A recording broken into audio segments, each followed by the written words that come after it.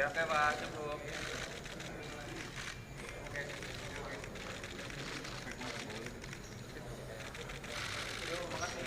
Oke.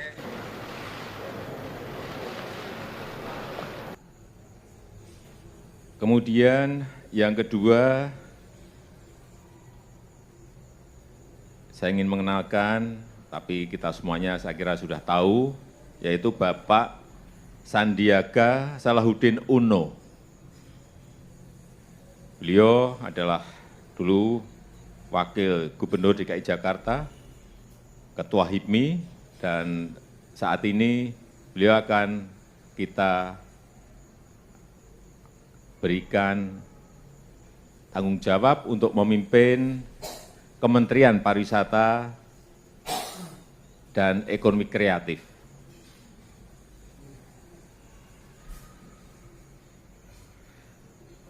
Makanya kata Mbah Mun, kamu harus bangga jadi orang Indonesia. Karena kita tidak mengalami dosa terbesar. Setelah syirik itu dosa terbesar adalah saling apa? Bunuh. Dan Indonesia itu tepol siloronya luar biasa. Sekarang pertanyaannya, tradisi tepol siloro itu ditanamkan nenek moyang kita, apa mengikuti konsep yang dibikin negara? Nenek moyang kita. Sebelum ada Menteri Pertahanan, Menteri yang ngurus sistem keamanan, itu yang menjaga stabilitas kita adalah kearifan kita. Lalu sekarang kearifan kita mau kita gadekan, mau kita berikan. Wah, negara aman kalau menterinya ini, agama benar kalau menterinya ini. Mana pernah kita bergantung sama negara zaman dulu. Meskipun kita menghormati negara, sangat-sangat menghormati. Tapi jangan sampai kelangsungan kita hidup ini bergantung sama orang lain. Kata Rasulullah SAW, kullukum ra'in wa kullukum mas'ulun an ra'yati. Semua kalian adalah pemimpin. Semua pembantu presiden, semua pembantu negara, semua pembantu kelangsungan kestabilan masyarakat Indonesia. Orang yang nggak suka konflik berarti membantu Menteri Pertahanan. Meskipun dulu kamu milih 01, dapatnya 02. Itu barokahnya Indonesia. Milih 1, dapat 2. Betul, saya itu punya doanya Mbah Mun. Sebelum wafat beliau itu nyatet doa. Itu diantara doanya itu Allahumma alqi bainahuma ulfatan wa mawaddatan. Ya Allah, jadikan dua tokoh ini, yaitu Jokowi dan Prabowo, Pak Jokowi dan Pak Prabowo, ulfatan, saling asih dan saling mencintai. Allahumma salli wa sallim wa barik alaihi wa ala. Kalau tentu punya kenangan banyak terhadap komunitas ya atau kampung sini. Yang diajarkan para nabi adalah wattaba'tu millata abai Ibrahim wa Ishaq wa Yaqub. Jadi kalau ada satu keluarga, misalnya saya ini putra Kiai Nur Salim kelahiran sini, itu harus pakai satu identitas saja. Misalnya saya kenal bapak itu orang yang hafal Quran. Jangan pakai status-status yang lain, nanti jadi repot. Misalnya sampean di bapak Sugih eling Sugiye, di bapak melarat eling melarate, di bapak kasus eling kasusnya, itu nanti jadi repot. Inginnya Allah semua orang hanya pakai status, semuanya adalah hamba Allah Subhanahu wa Ta'ala. Karena itu yang status permanen. Sampean sowan Allah itu sekalipun presiden itu tidak siapa-siapa, semuanya hambanya Allah Subhanahu wa Ta'ala. Sehingga ajaran Nabi yang abadi diantaranya adalah saksikan bahwa saya adalah Abdullah wa Rasuluh, saya ini hamba Allah. Nah, sekarang semua kerusakan di dunia itu dimulai dari merasa tidak sebagai hamba. Seorang dirjen atau menteri ketahanan pangan itu mesti ngira semua kecukupan pangan Indonesia itu karena dia. Kecuali dia pernah ngaji, mungkin agak baik perasaannya. Padahal andaikan petani itu tidak mau nanam padi, buat pinternya kayak apa menteri, tetap kita kurangan apa? Makan. Masalahnya ketika petani menanam padi terus itu biasanya karena nggak punya selera atau karena bodoh. Nah, barokahnya bodoh itu mereka tidak nekuni profesi lain, nanam padi terus. Artinya ada padi banyak itu ya barokahnya orang bodoh. Makanya saya ini terkenal kiai pembela kaum bodoh. Karena kalau pinter terus nggak nanam padi itu nggak ada gunanya. Profesor ketahanan pangan kayak apa rapatnya, kalau nggak ada yang nanam padi mau apa? Menko Polhukam juga gitu, mbok rapat untuk kestabilan tapi rasa masyarakat tidak tepo seliro, tersinggung sidik bacokan, tersinggung sidik carok. Apa gunanya kepintaran para Menko Polhukam kalau perilaku masyarakat gampang konflik? Jadi sebetulnya pengendali Indonesia itu kita semua. Maka sebetulnya yang pembantu presiden ya semuanya, yang jaga keamanan yang jenengan semua. Kalau nggak mudah konflik ya Indonesia nopo. Mungkin bedanya sampean dengan menteri keren sampean. Mereka digaji sampean sudah tidak butuh gaji. Jadi ini kelebihan yang kita harus bangga. Makanya saya kalau jadikan, saya pernah ditawarin jadi PNS Kemenak, saya nggak mau. Takut saya biasa nggak butuh gaji menjadi butuh apa? Gaji. Kan keren nggak butuh apa? Gaji. Nah ini penting saya utarakan supaya agama ini terkonsep secara permanen. Sehingga dalam tradisi ulama, agama ini tidak pernah dipasrahkan ke siapa-siapa. Karena yang ngurusi agama ini hanya Allah Subhanahu wa Ta'ala. Pernah dalam satu dialek, Umar adalah orang yang sangat sukses dalam memimpin Islam, sampai menaklukkan zaman itu sudah sampai Eropa Timur, sampai Asyirkul Aqsa. Sehingga kayak apa kerinduan orang sama Sayyidina Umar radhiyallahu anhu. Singkat cerita mereka tidak kebayang kalau setelah Umar itu ada pemimpin yang sekali berumar. Sehingga Umar dipaksa dengan tanda kutip dipresur supaya bikin pengganti suksesi. Setiap Ibnu Umar anaknya jalan-jalan kemana-mana, itu mesti masyarakat bilang gini, Mbok yo abah kamu itu bilang ada suksesi supaya pemimpin ini jelas tahapannya. Terus mereka bikin analogi itu kias. Kalau ada kambing 100, penggembalanya tinggal gelanggang, itu dianggap zalim, tidak ya zalim, pasti kocar kacir. Apalagi ini penggembala manusia, kalau suatu saat Umar meninggal, itu pasti kacau. Umar sempat tertarik sama pikiran itu, sehingga beliau ingin menunjuk seorang khalifah pengganti. Lama-lama beliau bangun terus bilang gini, tidak jadi ya. Agama ini yang punya Allah, jadi nggak boleh dipikir oleh Umar. Agama ini pernah ditinggalkan orang yang lebih baik ketimbang saya, yaitu Abu Bakar, tetap jalan. Dan agama ini pernah ditinggalkan oleh Rasulullah SAW, orang terbaik di dunia, dan tetap jalan. Karena yang ngurusi Allah. Makanya sekarang nggak ada wali songo itu. Mungkin zaman wali songo Panjunan tidak seperti ini. Tapi sekarang dipimpin Ustadz TPG, Islamnya lebih maju ketimbang zaman dipimpin wali songo.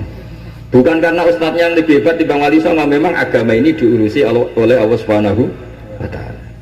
Ustadznya kasus ya agama jalan. Oh itu banyak cerita-cerita di TV ustadz apa? Kasus, agamanya juga jalan. Ada kiai ditangkap KPK, agama juga jalan. Karena agama ini nggak bergantung seorang kiai, juga nggak bergantung kemenak. Agama ini yang mendesain, yang menjaga hanya Allah Subhanahu wa Ta'ala. Cerita paling modern itu Uni Soviet. Uni Soviet itu negara komunis. Ratusan tahun orang Islam dikooptasi di Uni Soviet. Tapi mereka Islamnya luar biasa, menyembunyikan Islamnya. Belajar tauhid di basemen, di tempat-tempat sembunyi. Ketika Uni Soviet hancur lewat glasnost perestroika itu, langsung jadi negara Islam. Ada Uzbekistan, Tajikistan, Ceknya, itu semuanya jadi negara Islam. Artinya gini, agama ini pernah jaya bahkan saat dikooptasi Uni Soviet.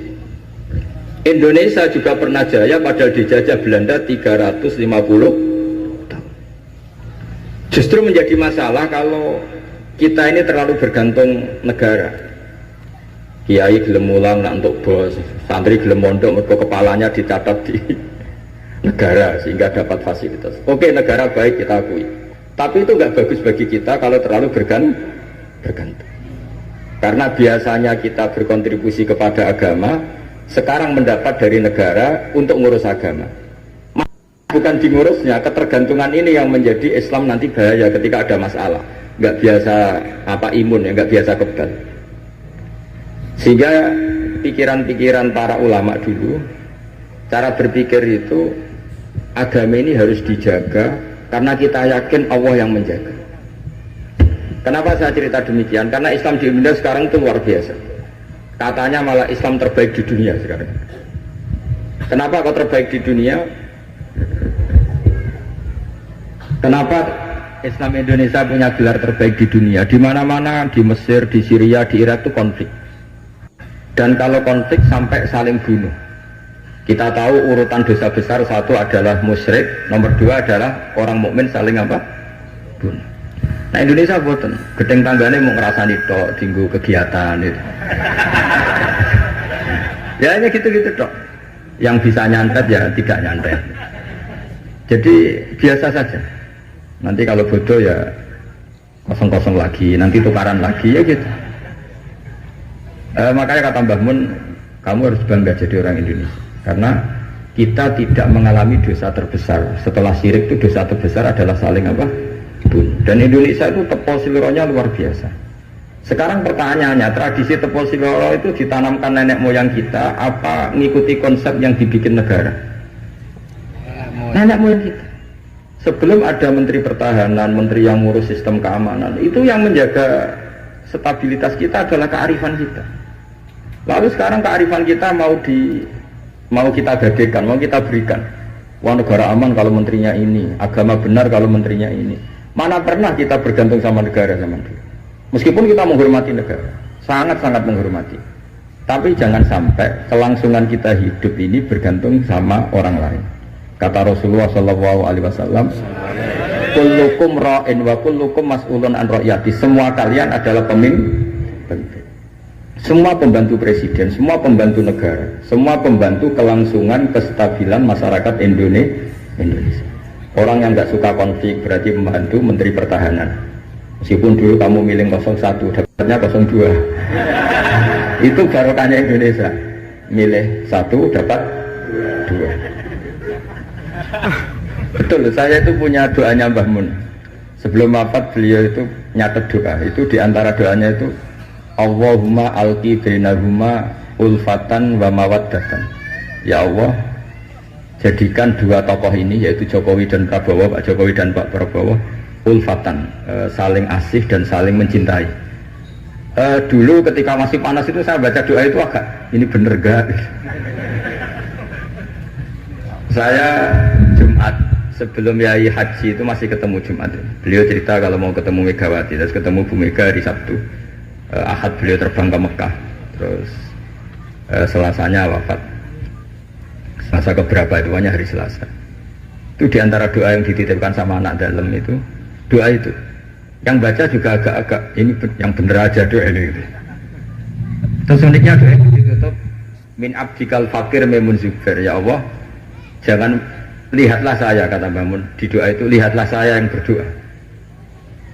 Barang kemarin setelah pelantikan menteri ternyata seperti itu saya tambah kagum bahwa kita punya guru seorang wali, jadi doain sesuatu yang mukal saja kesampaian. Doain yang mukal saja sampai teks itu sekarang masih saya simpan, tulisan tangannya Mbah Mun. Itu dulu diberikan anak dalam. Kalau saya itu nerima wasiat jadi pengurus, jadi beberapa kali saya ditawarin jadi pengurus PBNU, saya nggak mau, sampai berkali-kali nggak mau. Hanya PBNU tidak kurang akal pakai tangannya Mbah Mun supaya agak maksa saya. Karena saya memang dari dulu nggak punya rencana jadi orang besar, biasa aja, gak jenengan itu kan enak. Mau ngopi santai, mau melarat ya pantas, mau keliru ya pantas karena ada kiai itu. Jadi enak lah. Jadi kiai itu kan tidak enak. Nak ramangan jual lesu tapi nak keliru disalahkan orang akeh. Nah sampai nak salah dimaklumi. Jadi enak. Supaya masyarakat awam itu enak. Terus jadi kiai ruginya gini. Misalnya saya orang alim alama, ada pengumuman Gus Pak masuk surga. Nanti pengumuman kedua itu mengecewakan dan para penggemarnya. Memang aturannya. jadi rugi sebetulnya. Karena memang aturannya gitu. Para wali, para orang alim ini kan dapat masuk surga. Tapi pengumuman kedua itu dan itu nggak ada syaratnya. Pas para penggemar itu nggak ada syarat. Siapa saja bisa. Makanya terus banyak orang jalan pintas, nggak mau alim sendiri ya, penggemar Gus Pak aja. Itu sebetulnya oportunis, itu orang nakalan lah kira-kira gitu. Terus akhirnya saya ditimbali beliau, kata beliau menyuruh saya supaya mau jadi di antara jajaran Suriah. Yang unik dari wasiat beliau itu bukan masalah Suriahnya. Kata beliau, Indonesia itu harus kamu jaga. Bila perlu nanti di lembaga dakwah NU itu melibatkan orang macam-macam dari partai macam-macam, termasuk partai PDI. Terus ketika tak tanya kenapa ya, sing iso jaga Indonesia itu nasionalis dan religius. Dan yang menjaga ini penting kata beliau. Ojo sampai Indonesia itu dosa paten pinaten. Carane ya aku kudu rukun mbek Megawati dan mewakili kaum religius dan nasional. Kalau nak paten pinaten repot kayak Mesir, Syria. Jadi fikihnya Mbah Mun itu jangan dilihat misalnya seorang kiai ketemu megang, enggak. Lihatlah ini satu ikhtiar supaya Indonesia itu damai. Kenapa? Indonesia. Saya termasuk santri yang akhirnya mencari-cari argumentasi itu. Singkat cerita, saya nyari itu di khazanah-khazanah kitab dan ketemu, yaitu Rasulullah pernah berdamai dengan Suhail bin Amr. Suhail bin Amr itu tokoh kafir Quraisy yang bisa mengendalikan Quraisy. Sekali dia komando perang maka perang. Padahal posisi Nabi sudah di Hudaybiyah, kira-kira 25 kilo dari Mekah. Itu kalau perang pasti banyak korbannya. Dan itu semua perjanjian merugikan Nabi, tapi diterima saja. Asal tidak terjadi saling bunuh, saling chaos, saling kolek. Itu yang ditiru Mbah Mun. Tapi sekarang orang enggak, kadang pakai hitam putih. Pokoknya saya putih pasti benar, ini hitam pasti salah. Yang dilupakan adalah kalau betul orang lain itu hitam, ini pun tanggung jawab kita, karena ini juga umatnya Rasulullah SAW. Sekarang ketika kamu melihat orang salah, itu jika itu bagian dari keluarga kamu, inginnya memberi sanksi apa membenahi? Membenahi. Makanya dalam sebuah kitab yang diceritakan Sarah Hikam, kitab paling terkenal di kalangan pesantren, kitab Hikam. Dan cerita itu benar menurut saya. Ini cerita yang versi kitab Hikam. Nabi Ibrahim diterbangkan ke alam malakut, terus melihat para pezina. Allah tanya, menurut kamu diapakan? Bunuh saja ya Allah, mereka makan rezeki engkau tapi tidak mengindahkan aturan engkau, mereka pezina. Sama Allah diturutin. Terus dilihat lagi para pemabuk. Menurut kamu gimana, bunuh saja, mereka itu hamba engkau, makan dari rezeki engkau tapi tidak mengindahkan perintah engkau. Sampai sekian bentuk maksiat, Ibrahim usulnya bunuh saja, habisi saja. Lama-lama suatu saat, ini cerita yang di Sarah Hikam, Ibrahim disuruh nyembelih Ismail. Yang terkenal dalam riwayat memang yang disembelih itu siapa? Ismail. Meskipun ada perdebatan ulama apa Ismail apa Ishak, tapi kita milih yang Ismail saja. Umumnya orang meyakini itu siapa? Ismail. Nabi Ibrahim itu kagetnya bukan main, ngetek. Ya Allah yang benar saja. Ini samratu fuadi, ini buah hati saya. Kenapa engkau suruh membunuh? Jawabannya Allah. Ibrahim, kamu ingat gak? Ketika kamu melihat orang-orang maksiat usul ke saya supaya dibunuh ya ya Allah. Kata Allah, aku itu ya gelo, itu sing gawe aku enak wae usul kon mutan-maten. Kon saiki anakmu sing gawe aku. Takon mateni iki keberatan. Nangis Nabi Ibrahim. Ini pelajaran bagi kita. Kowe nek ora misale nyuwun sewu cah wedok nganggo sepeda motor luwanan sebuwan, anake sapa luput suruh ngene. Tapi nek gelingno, oh niku ponakane jenengan pasor. Mesti gitu. Sebetulnya keantian kita pada maksiat itu bukan karena maksiat. Pas orang itu tidak keluarga kita. Gayanya saja kamu tegas, sebetulnya enggak juga. Gitu. Jadi ini pelajaran bagi kita. Coba misalnya gini, ada orang salah koruptor. Kamu mesti benci sama koruptor. Coba bayangkan kalau itu anak kamu. Mesti dungo ya wong kim-kim boten konangan. Man fassarul Qur'ana bi ra'yihi falyatabawwa maq'adahu minan nar. Orang mentafsirkan Quran dengan pendapatnya maka silahkan masuk neraka. Lalu kalau orang itu tidak belajar Quran, hadis, enggak belajar riwayat, mau pakai alat apa kalau enggak pendapatnya sendiri? Iya betul. Sampai orang kalau loh ya kita pakai riwayat karena kita hafal. Coba kalau orang enggak punya apa-apa pakai apa coba? Masih menurut saya kan. Lah menurut saya bahasa Arabnya bi ra'yihi itu, paham ya? Kok angel temen nerang kowe. Tapi kita tidak benci orang itu, tidak. Saya tetap hormat, mungkin niatnya baik, kepengen ngembang Islam, nggak apa-apa niatnya. Tapi bu ya, tahu diri. Hanya ya sudah, kalau nggak ahlinya ya ngutip yang terkait saja. Misalnya sholat ya tentang sholat. Itu saja ngutip yang sudah dikutip ulama, misalnya Fathul Wahab atau Fathul Mu'in. Tapi ikut saja, jangan apa? Jangan menafsiri. Menafsiri menurut saya, agama itu bebas. Karena Allah ngendikan la ikraha fiddin, enggak ada paksaan dalam agama. Karena agama bebas. Ya goblok le dul. Wong terusane ayat ngene, la ikraha fiddin qad tabayyana rusdu minal agama itu ndak ada paksaan. Mergo barang bener mek salah itu jelas. Jadi enggak perlu kamu maksa orang 1 tambah 1 2 angger wong waras umuni. 2. Jadi maknane la ikraha itu karena barang itu wis karuan. Misalnya baju saya ini apa? Putih kan? Perlu enggak saya maksa orang lain supaya mengatakan putih? Enggak perlu karena orang waras pasti bilang.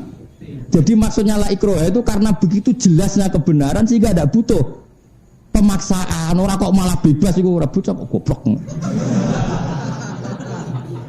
Paham ya? Wong terusane ayat itu qad tabayyana rusdu. Jadi untuk mengatakan peci saya ini hitam itu butuh maksa apa butuh waras? Paham ya? Untuk mengatakan baju saya ini putih butuh maksa apa butuh waras? Maka saya tidak perlu maksa orang untuk mengatakan baju saya ini putih. Mergo qad tabayyana rusdu minal ghayy. Orang kok enggak ada pemaksaan terus orang bebas beragama. Lah gunane apa ana rasul nak wong cek bebas? Terus kon mulang apa? Dadi rasul kok mikraj medun bebas. Ayo ora usah rasul tak ngono rugen ra iso. Dilakoki entuk apa kan kok lagi to? Bebas. Carane kawin piye? Bebas. Carane kaji piye? Bebas. Cak ora karu-karuan. Bingung ngadepi kowe bareng wis roe banget. Lah yo nak ngaji sing gak tau wong mufasir kok apale la ikraha fiddin terus wakaf. Bare, boyo diterusno teng isin sing apal-apal Quran ya. Terusane apal ya la ikraha fiddin qad tabayyana rusdu minal ghayy. Qad tabayyana banget jelas e. Qad iku banget sesungguhnya cara bahasa Indonesia itu. Sak temene. Sungguh sangat jelas mana yang benar, mana yang salah. Berhubung begitu tidak perlu Jadi kira perlu maksud agama, darah ini geli panas, nah orang tak bacok. Lah rasa mbok peksa darah ini panas le, Pak, pakai aneh-aneh, mosok geni tak arani anyep. Udah kok aneh-aneh. Yo ngapal Quran sen ada di mufasir. Nara mufasir yo mulang primbon mau utawa mulang salatan. Utawa ringkasan mau. Waman te sapa wong iku nu amirhu iku apa mau kemana nih? Maringi umur panjang ingsun ing man bi to lati ajali kelawan napa mau kemana? Nambahi utawa memperpanjang ajal iman. Wong sing tak takdir umure panjang nganti ngliwati batas normal iku akeh-akeh ya nunakis fil khalqi. Mongko mali ingsun ing man fil khalqi ing dalam bentuk awal kejadian utawa ing dalam sistem pertahanan tubuhe. Khalqihi tegese sistem penciptaane dene. Jale fayakunu mongko ana sapa wong badha kuwati sause kuwate wong wasababi lan nome wong ana iku dhaifan iku apes wa haruman lan pikun utawa lalinane. Ya umume ngono kan umume kan misale wong cilik naik itu balik kaya cah cilik. Ke cilik iku kono apa-apa ya lalinan, ndek dolanan lali dak kok njaba, bar dolanan asik bar barange ditinggal. Kon es tuwek kok ya ngono. Ya lalinan kaya cah cilik. Yes. Tapi iso dilawan. Itu umumnya gitu, tapi ada resep beberapa dari Rasulullah itu tidak akan terjadi bagi para nabi, para ulama, para orang yang berbuat baik. Makanya saya tadi umumnya. Jadi Allah itu bukan kok semua orang kan ngalami itu ndak apa? Karena Allah tidak mengancam semua orang apa? Bisa saja orang yang nu'amirhu itu potensinya nunakisu fil khalq, tidak semuanya. Itu masyhur dalam ulumul Quran. Jadi kalau Allah ngendikan itu tetap Allah punya hak yaf'alu ma yasha dan punya hak yahkumu ma yurid. Jadi artinya ya yahkumu ma yasha dan bisa yahkumu ma yurid. Pokoknya sama-sama bisa. Sehingga ada kaidah kalau ilmu sosial itu seringnya itu lil ghulabah, umumnya seperti itu. Kalau orang sangat tua banget itu biasanya seperti ini. Tapi misalnya banyak sahabat kayak Anas itu umurnya kila jawazal mi'ah tapi ya tetap punya ingatan luar biasa. Guru saya Mbah Maimun itu sampai 91 ingatannya pancet, penglihatannya ya pancet ya bagus semua ingatannya. Jadi ya banyak juga. Makanya yang seperti ini itu lil ghulabah umumnya apa? Umumnya karena makanya Nabi pernah ngendikan siapa yang baca Quran gini-gini kula waca nggih supaya jelas bahwa yang saya katakan itu benar. Wa hadza fi ghairil anbiya wa ammahum fala ya'tarihim ad-du'fu fil aqli wal badan wa in tala umruhum jiddan. Kita tahu misalnya Nabi Nuh umurnya 950 tahun lebih. Tapi terus di antara solusinya apa? Isti'adzah minar raddi li ardalil umur. Ta'lim li ummati. Wa yulhaqu bil anbiya al ulama al amilun. Yang mirip seperti Nabi banyak ulama yang al-amilun sing lakoni ilmu ni fala yarumun mereka tidak akan bikun walayat afun tidak akan lemah bitulil umri bahkan bal yakuna ala ahsani makanu alih bahkan tambah sepuh tambah kuat kan banyak ulama tambah sepuh ingatannya tambah kuat karyanya tambah bagus paham ya jelas ya terus itu wala bahwa umumnya apa umum wong Mbah Mun tuh ngarang kitab saksinya itu jok sepuh itu sering kalau ketemu saya ngarang kitab itu langsung ngemplak langsung beliau ngendikan ditulis sambil ngendikan itu semuanya ilmiah padahal ya sudah sebelum wafat itu beberapa kali saya ditimbali itu masih ngarang imla itu beliau ngendikan terus saya yang nulis beliau juga nulis nanti dicocokkan aku ejek nom wis pikun tapi enak ora pikun Gus ora iso malah benak meneh sembrono ngono iku aku cek Husnudzon paling tawadhu asline iso tapi muni ora iso saking apiane kula ngono iku tak anggap apa kok kangkang sing ngaji ning kene tak anggap tawadhu asline iso cuma ibu-ibu ngaji asline mulang ya iso cuma ora bener maksudnya iso mulangnya tapi iso bener ya pah-pah tok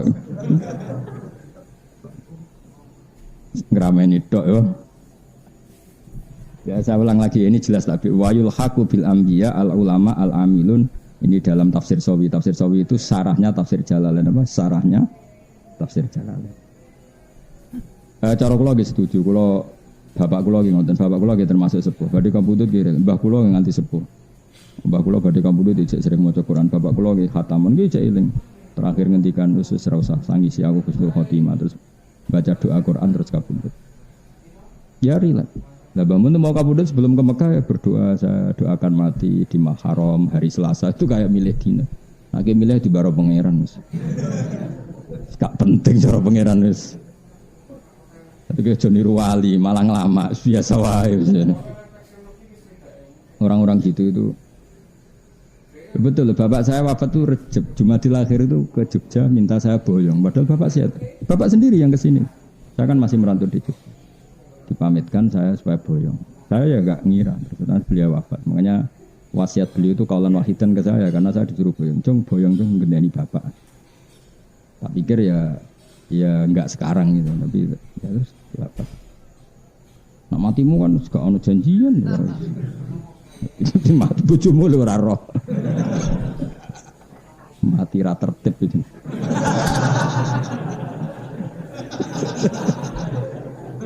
Sekarang catatane utang ya. Ya Allah, tapi tenang ya. Rahmat Allah tetap cukup untuk menyelamatkan Anda. Tadi ngene. Wa rahmati wasiat. Pokoke stoke rahmati Allah tetap cukup. Tenang ya Kang, santai wis tetap cukup. Sak beling-belinge wong gede rahmate pengen. Kan semuanya dungane digebut ya Allah. Iya, aku sering marah itu Allahumma maghfiratuka ausa'u mindzunubina wa rahmatuka arja indana min amalina ya Allah rahmatmu lebih luas ketimbang amalku dan wa maghfirah engkau lebih saya harapkan dibanding amalku. Jadi gampangane pun Gusti kula pas-pasan lah tapi rahmate jenengan mboten ngarah pas-pasan. Iki kuwi gebut ya. Nak mandi yo, akeh mandi ini insyaallah akeh mandi ini. Kalau dene pengiran nyiksa kowe alasane opo? Mun ning donya wis ruwet ngene iku. Gak mentolo pengiran Rahman Rahim. Wong ning hadis-hadis qudsi kok aku nak roh kawulaku rambute putih aku nyiksa isin wong wis tuwa. Nak roh kawulaku fikir aku nyiksa isin wong ning donya wis lara. Terus pokoke pengiran wapian tenan. Sing ngajar kowe kok asline pengiran. Ada pengiran wis jos wae. Pokoke warahmati wasiat kullasy. Fil khalqi ay khalqihi fayakun mongkono sapa wong badha kuwati sause kuwate wong wasababi lan nome wong ana iku dhaifan dadi apes baruman lan dadi pikun. Ya tapi saya ulang lagi ya, iku umume ya banyak orang yang tidak ngalami seperti itu. Afala yaqiluna ana ora gelem mangan sapa wong akeh anal qadira. Satune zat sing kuwasa ala dalika ing atase mengkon-mengkon kabeh al maklum kang den pinawuri indahum sandinge kabeh qadirun mesti zat sing kuwasa alal ba'si ing atase nangekno sangka kubur. Bayu minu namung kok iman sapa wong akeh fikiratin bitta. Wa bitta manane afala ta kilu. Nah kira kita napa? Ya, amanu aminu sahabi afala ya kilun ya. Wa fikiratin bitta. Ta manane apa afala ta kilun. Nang bitta sing mbok tak iku fae ora maksudnya ngono sembrono iki. Wa ma'alam nalan orang ulang ingsun hu ing Muhammad utawa hu ing kanjeng Nabi Muhammad sallallahu alaihi wasallam ora tak ulang asyira ing syair. Nabi ora tau latihan syair. Utawi dawuh iki radun niku nolak liqalihi maring pengucape wong kafir innama atabi minal Qur'an syairun. Innama sadan perkara atakang nekakno sapa Muhammad bi ing minal Qur'an sing Qur'an iku syairun syair. Jadi kanjeng Nabi itu kan ngendikan Quran. Nah Quran itu bernot juga enak. Lah iku mbek wong Mekah dituduh napa sih? Syair itu sama sekali enggak syair. Wa ma allamnahus syaira. Wa ma yang bagilan ora layak apa syair ayat suwilahu tegese ora dadi gampang apa syair lahu maring nabi utawa wa ma yang bagilan ora layak sapa nabi lahu kedue syair sami ngono mesti domir ngoten niku mboten mengikat mbok manani wa ma yang bagilan ora pantes sapa nabi lahu krana syair utawa wa ma yang bagi ora pantes sapa syair lahu kedue nabi ini sami diwolak-walik sami mokoke ad-dhamir fit dhamir famal lam ya'rifid dhamir falaysa lahu dhamir dadi dhamir ning ati sing ora roh dhamir hati manis. Mana kula bola-balik cerita Mbah Karim gurune Mbah Mun nang mana bawa te mengkono kula gede mengkono wa bilang kelan mengkono. Dadi ngenakno santrine. Ben nak ngorek ra iso ya. Wadhalika te mengkono iku ya lahu gede mengkono wa bi mengkono. Agar ditakoki dari ad-dhamir domir ning ati. Angger gak duwe ati ya ora duwe gak roh dhamir gak duwe ati. Nah Mbah Zubair ape Mbah Mun semeneng ngrujukno dhamir. Dadi 17 ning di lahu. Kemilah ndi? Milah sing jelas apa sing ora jelas? Jangan-jangan kowe ra iso mergo anut madzhab Bakari, apa ra iso asli? Mulane kula bolak-balik cerita, dadi teng kitab-kitab ageng niku ana anekdot wae. Dadi ada orang Syiah debat sama orang Sunni, Ali dan Abu Bakar itu hebat mana? Iku kan sama-sama ekstrim, Sunni sama apa? Syiah. Terus ana ulama itu dake iku ya beling tapi pinter, utawa pinter tapi beling jenenge dake cara Jawa. Lalu menurut jenengan siapa? Dijawab mangkanat bintuhu tahtahu. Orang yang putrinya ada di bawahnya.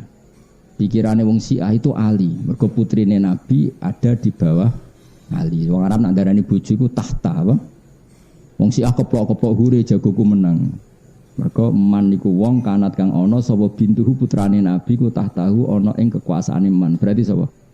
Ali. Mergo Ali duwe Fatimah. Sing ahli sunnah ya keplok-keplok hure menang Abu Bakar. Mergo namanane man niku wong kanat kang ana apa bintu anak iman niku tahu ngisore Nabi sapa? Aisyah. Lah ya orang yang putrinya di bawah Nabi sapa? Aisyah. Berarti sing menang sapa?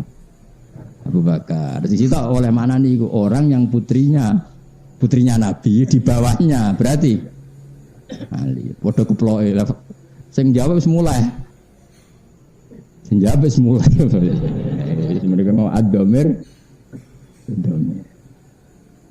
Rafa mangkanat bintu tahta. Ya apa? Mangkanat bintuhu tahta.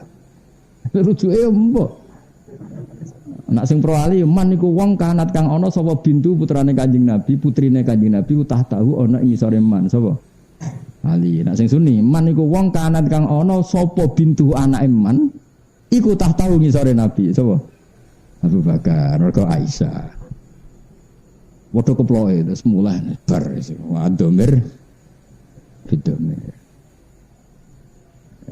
Esuk ngono lan bagilah pokoke Nabi ku ora pantes iso syair. Utawa syair ora pantes gawe Kanjeng. Pokoke manane Nabi ku ora tukang syair. Angel temen ngaji mbek kowe ya angel nerangno dosa. Wah ya amit-amit tenan. Jadi cobane wong alim di murid ra paham. Tapi ke di murid paham terus nglamak ya coba. Satu ora paham cara aku. Nah iku lho yakin sampean ra paham mbek botok. Asline paham yakin. Tok di mungkin. Terus radun di kalim ini. Lha kok ora ono. Wa ma yang bagi terus inhuwa ya. Inhuwa ila dzikrun. In huwa ora ana utawi apa sing digawa Kanjeng Nabi. Lesa tegese ora ana apa Allah di perkara atakang teka sapa Muhammad bi iklan mah ora ana iku ila zikrun kecuali peringatan. Idzatun tese nasihat. Enggak ada yang dibawa Nabi kecuali hanya berupa nasihat. Maknane ora syair, memang Quran bener-bener nasihat. Wa Quran lan Quran mubinun kang jelas. Mubinun tegese kang jelas nolil ahkami maring propro hukum wa ghairi lan yani ahkam. Liung ziro. Kira kita napa liung ziro napa liung ziro? Kula nu kakean maca sabah malah kadang lali kira asing kita. Apa? Liung ziro. Apa kan kena yasinan? Wa ma yang bagilah in huwa illa dzikrun wa Qur'anum liung ziro ta liung ziro. Liung ziro supaya ngekei peringatan apa Quran utawa ngekei peringatan sapa Kanjeng Nabi bil ya iklan ya wa ta'ilan tak. Ngekei peringatan bihi iklan Quran.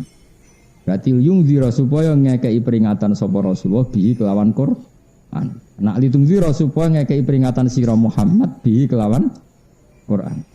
Ya, jadi nak litung ziro berarti lil khitab. Nak iya berarti mudzakkar napa?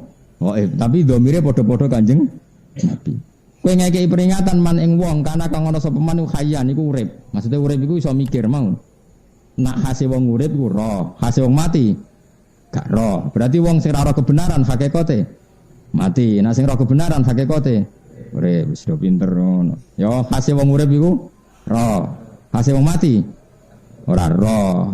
Lah wong kafir ora roh kebenaran berarti mati. Mulane kadang wong kafir diistilahno pangeran wal mauta, wong mati. Tapi hasil urip roh, wong Islam roh kebenaran. Berarti wong Islam urip. Lah sing oleh sing gelem nampa peringatan iku sing urip. Iku jenenge liung dzira mangkana hayyan. Manane hayyan iku urip. Manane urip iku yakilu tegese iso angen-angen sapa man mak ing perkara yukhatabu kang den khitab sapa wong bi iklan ma.